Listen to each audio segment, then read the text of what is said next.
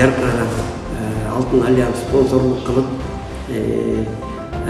Олимпийский комитетине аппел берди.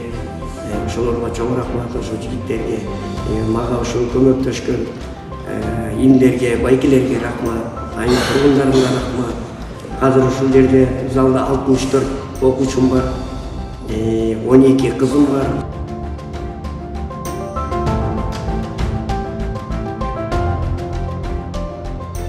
Альянс Алтын компаниясы менен эл аралык олимпиадалык комитети менен ортосунда меморандум келишим түзүлгөн. Ошонун негизинде Талас облусуна анан кийин чыган спортсмендерге бир көмөк көрсөтүүгө бир ошондой бир келишим түзүлгөн. Ошол келишим негизинде быйыл Талас облусунда 4 районуна ар бир районго бирден олимпиадалык качествосы менен күрөш маталары берилип атат.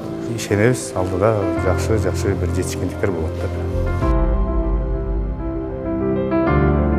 Альянс Алтын компаниясына ыраазычылык билдиребиз. Бир гана салык жагын төлөп коюлу тил болбостон элдин жашоо турмушуна дагы социалдык жакка да көңүл буруп, жаштардын келечеги жакшы шарттар түзүп берели деп тартылып жатабыз. Олимпиаданын жүзү дүйнөнүн чемпиондору ушундай айыл жерге эстелип ушундай залдардан чыгышкан.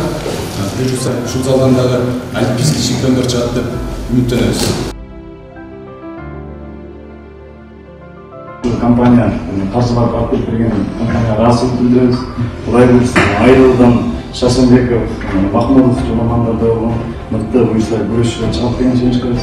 Айыл өкмөтүнүн атынан сизге ыраазычылык дайындап келди элек. Шуну кабыл алып коюңуз.